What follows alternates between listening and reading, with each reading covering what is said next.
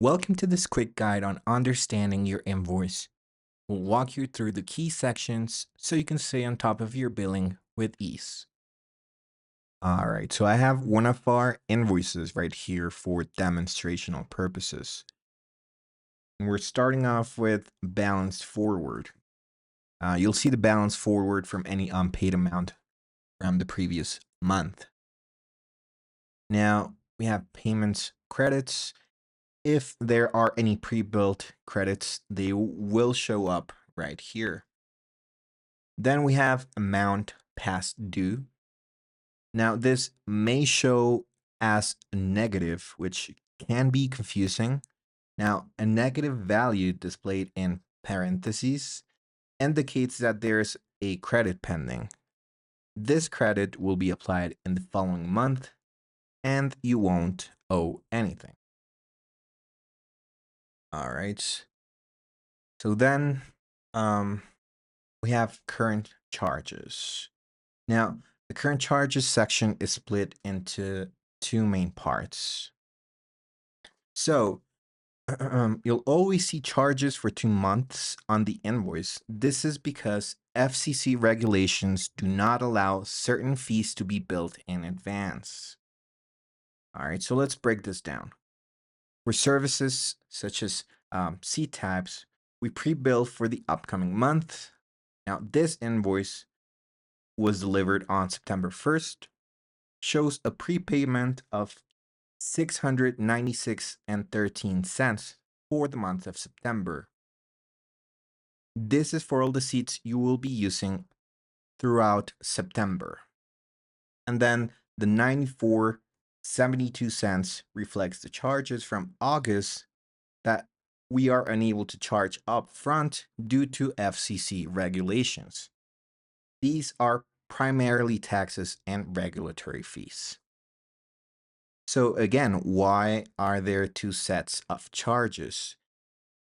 Due to FCC regulations, we cannot bill certain fees in advance.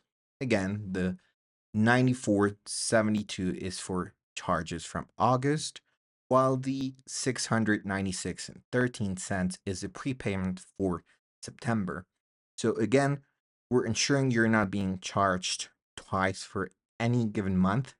The amount billed previously of 696.13 ensures that you're credited properly, and the 94.72 covers the additional taxes and fees from the previous month that we couldn't charge earlier.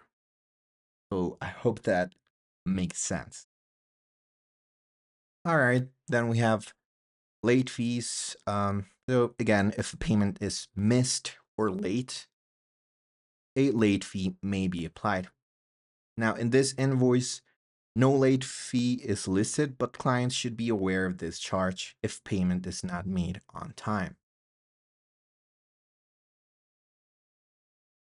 So we're in the second page of our invoice now, and you can also check your individual service charges.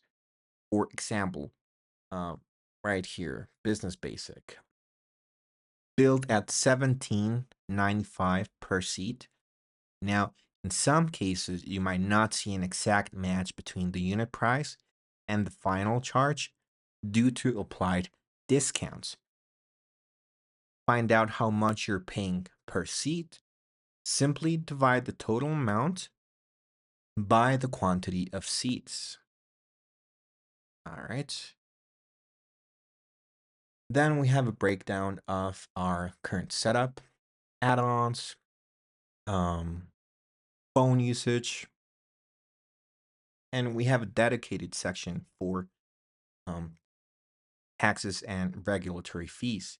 Now, these additional fees, such as the Federal Universal Service Fund and state local taxes, total for 63.68 for the September period. Now, these are standard charges we've required to collect and remit, and some are regulated by the FCC. All right. So let's say if you wanted to make changes for your account level add-ons, um, please reach out to our client engagement team for assistance. Remember, we're here to ensure you have clarity and confidence in managing your account. Thanks for watching.